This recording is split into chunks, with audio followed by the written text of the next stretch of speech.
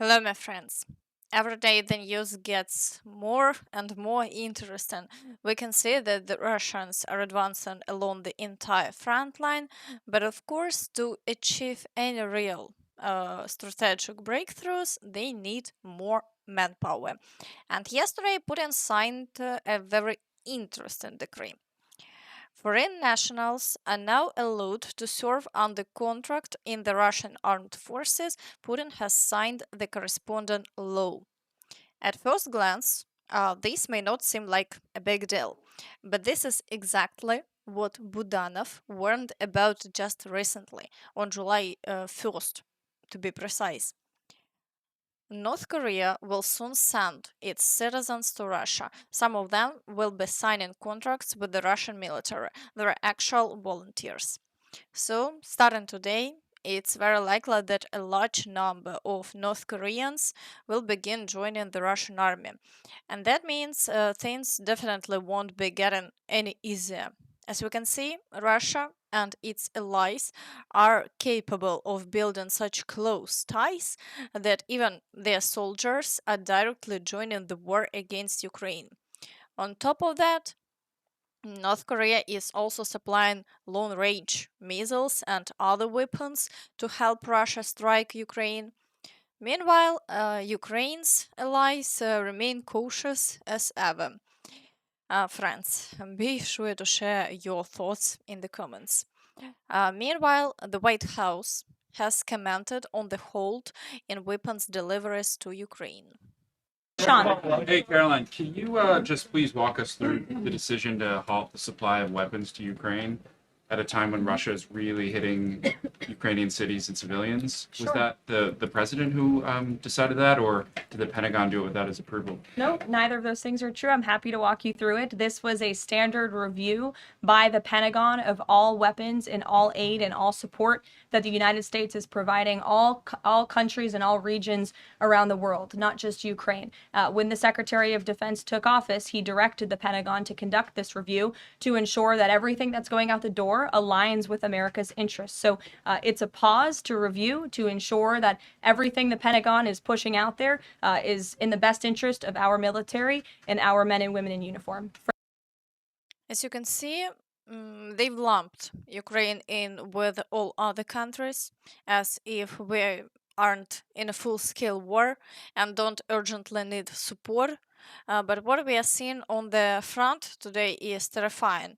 The Russians continue pushing toward their goals, and massive losses are likely soon. Let's start with the Pokrovsk direction. Unfortunately, the Russians have already managed to move in close to Novotoretsk, Razine, and Novoeconomichne. In fact, fighting is already underway inside Novoeconomichne. Russians are breaking into the town, and Ukrainian forces are destroying them with FPV drones.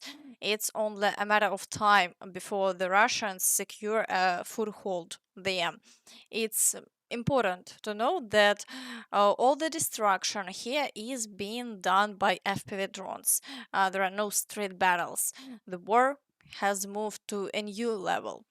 Meanwhile, the Russians are continuing the assaults on Myrolюbivka, the village of Promень, Lysivka, the outskirts of Pokrovsk, and are breaking through near Zvirove, Kotline, and launching attacks on Udachne and Molodetsk. These are combined mortar assaults, infantry attacks, and occasional armored pushes, and the situation is extremely difficult with over 60 assaults in just one day. And that's incredibly high activity. But the Ukrainian forces continue to hold the line as best they can. However, soldiers on the ground are reporting that things are going very badly. In Pokrovsk direction, the situation is deteriorating, and it's not just about the area between the Solona and Vovcha rivers. It's also happening in the Kotliny and Udachne areas. The Russians have regrouped and launched massive assaults, and now they're reinforcing it with heavy attacks on the other flank toward Novoeconomichne and west of Koptive. Unfortunately, the Russians are making gains. In the Novopavlivka direction, the Russians are attacking across open fields toward Novopavlivka and Filia. The situation here continues to deteriorate, despite the fact that Ukrainian forces were able to push Russian troops back near the village of Dachne. Still, the Russians are trying to bypass that area and advance through the fields. Assaults also continue on Muravka, Горіхове, Олексіївка, Перебудова, Перебудова, and also Myrne. They're also attempting breakthroughs near the village of Zirka, but so far no new penetrations have been recorded, and the Ukrainian forces continue to repel all attacks. In the Velika Novosilka direction, Russian forces are storming Voskresenka and pushing through the areas around Shevchenka and Novosilka. Activity here is not at its highest, but assaults are ongoing daily. For now, the front line remains unchanged. In the Huliaipole direction, fighting continues around Malinivka, and the Russians are shelling the village of Zaliznichne. However, they haven't managed to advance further, and over the past 24 hours, the situation remains unchanged.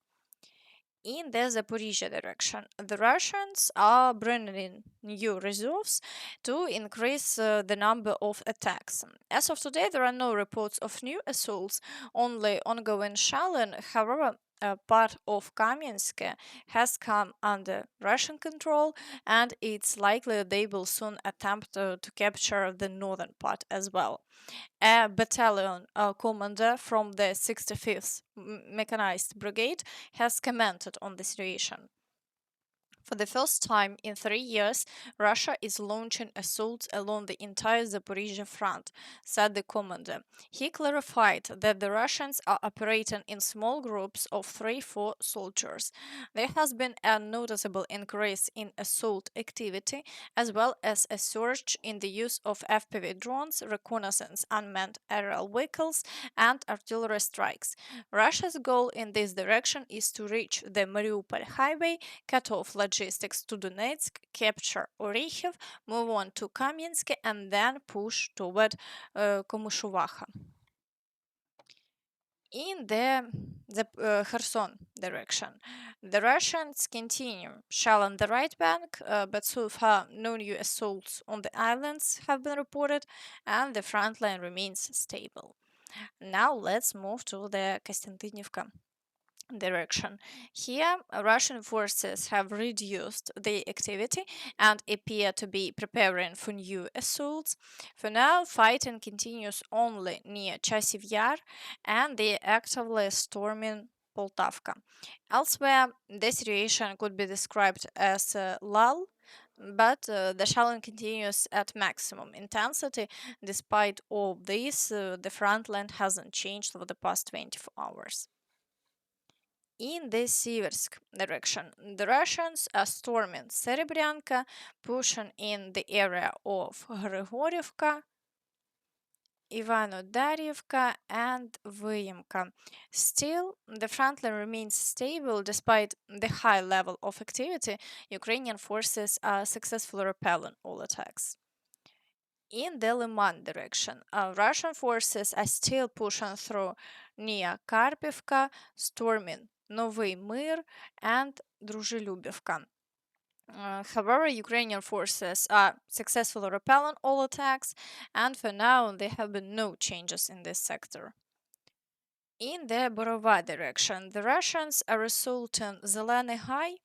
Overall, across this part of the front line, there is no significant activity, and the situation remains stable. in the Kupiansk direction. According to the general staff, Russian forces are storming Myrne, Golubivka, and Redkivka. So far, there is no confirmed Russian advance to the outskirts of Kupiansk or the capture of Sobolivka, but activity here remains high. It's clear that Russia is trying to encircle Kupiansk, and the attacks on Myrne directly point to that goal. If they manage to hold new positions, Kupiansk will effectively be semi-encircled. Even now, without full encirclement, the city is under constant surveillance and attack from Russian FPV drones, and all logistics routes are being targeted, making it harder to hold the line each day. Despite this, the front line remains unchanged for now. In the Dvorichne direction, Russian troops are pushing near Krasne Pershe and Kamienka.